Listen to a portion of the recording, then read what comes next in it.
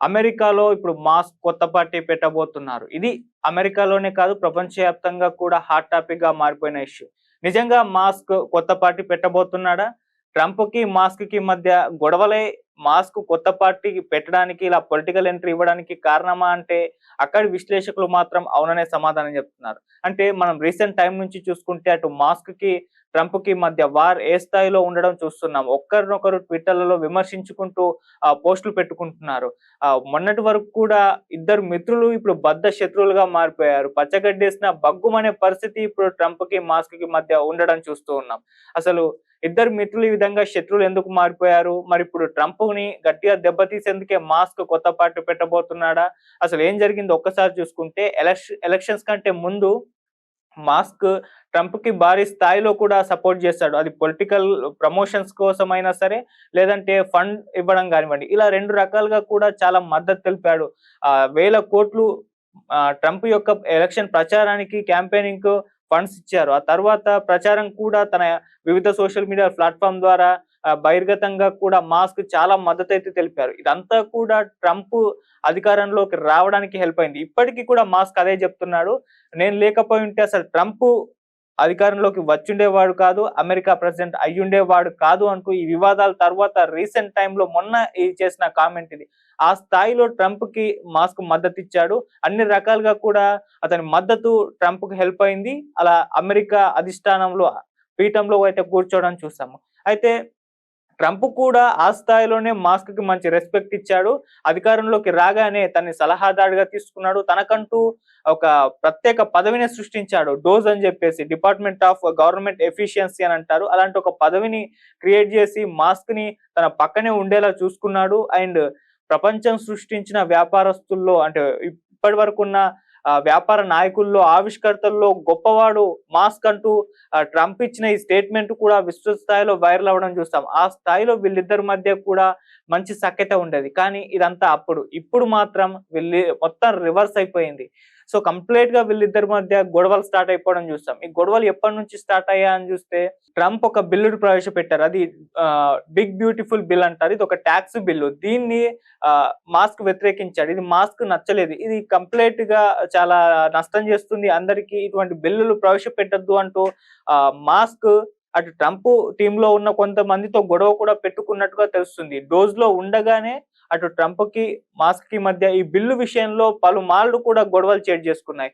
దీంతో ఇక మాస్క్ ట్రంప్‌ని వదిలి వెళ్లాల్సిన సమయం ఆసన్నమైపోయిందని చెప్పేసి ఆయన కూడా భావించి డోస్ పదవికైతే రిజైన్ చేసేసి బయటకొచ్చేసాడు.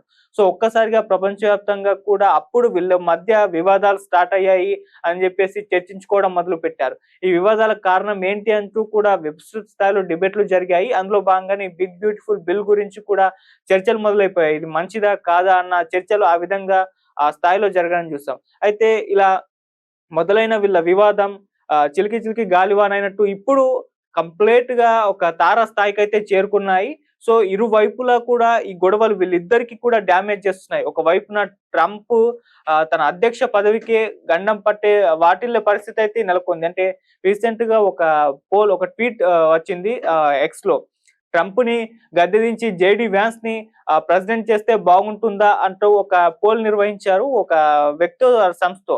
అప్పుడు దానికి ఎలన్ మాస్క్ కూడా యెస్ అంటూ పెట్టాడు. అంటే ఏంటి ట్రంప్‌ని గద్దె దించేసి జేడీ వాన్స్‌ని ప్రెసిడెంట్ పీఠం ఎక్కించే పనులేమన్నా అటువంటి ప్లాన్‌లేమన్నా చేస్తున్నారా మాస్క్ వైపు నుంచి? లేకుంటే అటువంటిదేమన్నా జరిగే అవకాశం ఉందా మాస్క్‌తో గొడవల వల్ల అని జెప్పేసి ఆ రకంగా చర్చలు జరుగుతున్నాయి. ఇది వైట్ హౌస్ కూడా గుర్తించింది. ట్రంప్ అధికారానికే దెబ్బ పడే అవకాశం ఉందని జెప్పేసి అటు వైట్ హౌస్ కూడా గుర్తించి వీళ్ళ మధ్య సఖ్యత తీసుకునేందుకు ప్రయత్నాలు చేస్తున్నట్టుగా కూడా కొన్ని వార్తలొస్తున్నాయి. మరోవైపు ట్రంప్‌తో గొడవ వల్ల మాస్క్ బిజినెస్ రంగంలో చాలా అయితే నష్టపోతున్నారు. ఇప్పటివరకే 12.8 లక్షల కోట్లు నష్టపోయాడు. ఇంకా కూడా భారీ స్థాయిలో రోజు రోజుకు నష్టాలు పెరుగుతున్నాయని కూడా చెప్తున్నారు. వాళ్ళ టెస్లా షేర్లు కూడా 14% పైగానే పడిపోయాయంటూ కూడా వార్తలొస్తున్నాయి. అలా ఇద్దరికి కూడా డ్యామేజ్ అయితే ఉంది. అంటే ట్రంప్ ఎక్స్‌పోజ్ అయిపోతున్నాడు.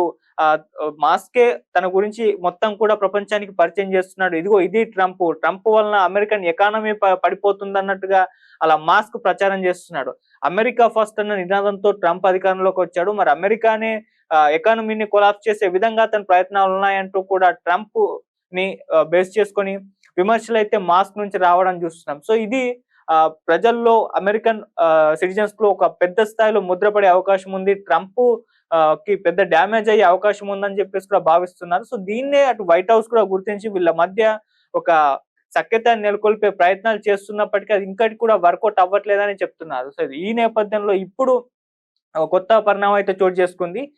మాస్క్ ట్విట్టర్ లో తన ఎక్స్ ఖాతాలో ఒక పోల్ నిర్వహించారు.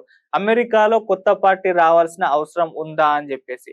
56 లక్షల మంది ఈ పోల్లో పార్టిసిపేట్ చేశారు. 80% మంది ఎస్ అవును అని చెప్పేసి సమాధానం చెప్పేసి మాస్క్ కి మద్దతు తెలిపారు. అంటే అమెరికాలో కొత్త పార్టీ రావాల్సిన అవసరం ఉంది అని చెప్పేసి అన్నారు. మరి కొత్త పార్టీ మాస్కే పెట్టబోతున్నారంటూ కూడా విస్తృత స్థాయిలో చర్చలు జరుగుతున్నాయి. అయితే ఈ పోల్ తర్వాత, ఈ రిజల్ట్స్ తర్వాత మాస్కే మరొక ట్వీట్ చేశాడు, ది అమెరికన్ పార్టీ అని చెప్పేసి. అంటే తన పార్టీ పేరు కూడా అనౌన్స్ చేశారు, అది ది అమెరికన్ పార్టీ అని చెప్పేసి. ఆల్రెడీ అమెరికాలో రిపబ్లికన్లు, డెమోక్రాట్లు ఉన్నారు. ఇప్పుడు ది అమెరికన్ పార్టీ కూడా జాయిన్ కాబోతుంది. ఇక ఇది ముగ్గురి 3 స్తంభాల ఆటగా మారిపోతుంది, ముగ్గురు మధ్య పోటీగా మారబోతుంది అంటూ కూడా ఇప్పటి నుంచే చర్చలు అయితే మొదలు పెట్టేస్తారు. మరి నిజంగా మాస్క్ ది అమెరికన్ పార్టీ పేరుతో ఒక పార్టీ పెట్టబోతున్నారా? మరి పెడితే ఇది అమెరికన్ రాజకీయాల్లో ఏ స్థాయిలో ప్రభావితం చేయగలదు? ఇప్పుడున్న డెమోక్రాట్లకి, రిపబ్లికన్లకు ఏ స్థాయిలో ఇది గట్టి పోటీ ఇవ్వగలదు అంటూ చర్చలు అయితే జరుగుతున్నాయి. మరి దీన్ని ట్రంప్ దీని పట్ల ఏ విధంగా రియాక్ట్ అవుతాడు? మరి దీన్ని ఎలా అతను ఎదుర్కొంటాడు? లేదు వైట్ హౌస్ ఇదంతా కూడా గమనించి వీళ్ళిద్దరి మధ్య సఖ్యత తీసుకొచ్చే అవకాశం ఏమన్నా ఉందా? మళ్ళీ రిపబ్లికన్లకు మాస్క్ అవసరం ఉంది అని చెప్పేసి అటు వైట్ హౌస్ కు రిపబ్లికన్లు కూడా భావిస్తున్న నేపథ్యంలో మరి ట్రంప్ ఏమన్నా గద్దె దించేసి మాస్క్ ని దగ్గర తీసుకునే అవకాశం ఉందా? జేడీ వ్యాన్స్ ని ప్రెసిడెంట్ గా చేసి ఆ స్థాయిలో చర్చలు అయితే జరగడం చూస్తున్నాం. ఏదేమైనా మాస్క్ కొత్త పార్టీకి సంబంధించిన చర్చ అయితే ప్రపంచ వ్యాప్తంగా హాట్ టాపిక్ గా మారిపోయింది. సో మాస్క్ ఎప్పుడు పార్టీ పెట్టబోతున్నాడు, ది అమెరికన్ పార్టీని ఎప్పుడు అనౌన్స్ చేశారు, ఆ మాస్క్ వెనకాల ఎవరెవరు నిల్చుంటారు, ఎవరు మద్దతు తెలుపుతారు, మరి వచ్చే ఎలక్షన్స్ నాటికి ట్రంప్ పోటీలో అయితే ఉండడు. ఎందుకంటే 2 సార్లు మాత్రమే అక్కడ అధ్యక్ష పీఠం ఎక్కే అవకాశం ఉంటుంది, మూడోసారి అవకాశం ఉండదు. కాబట్టి మరి ట్రంప్ కాకుండా ఇంకెవరు పోటీలో ఉంటారో చూడాలి.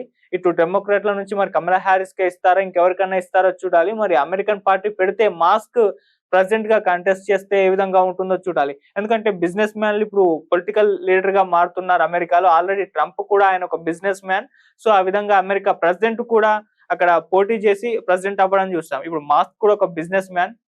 ట్రంప్ తో గొడవల వల్ల కంప్లీట్ గా తన బిజినెస్ కే దెబ్బ పడింది. భారీ స్థాయిలో నష్టాలు కూడా వాటిల్లే అవకాశం కనిపిస్తుంది. కాబట్టి తను కూడా పార్టీ పెట్టి పొలిటికల్ ఎంట్రీ ఇచ్చి తన బిజినెస్ కూడా సెటప్ చేసుకునే అవకాశం ఉంది అని చెప్తున్నారు. ఆ ప్రయత్నంలో భాగంగానే కొత్త పార్టీకి కూడా పెట్టబోతున్నట్టుగా తెలుస్తుంది. సో ఇది ఇప్పుడు అమెరికాలో జరుగుతున్న భారీ చర్చ, హాట్ టాపిక్ గా మారిపోయిన ఇష్యూ. మాస్క్ కొత్త పార్టీ ఎప్పుడు అనౌన్స్ చేస్తాడు, ఎప్పుడు పెడతాడు, దాని వెనుక ఎవరు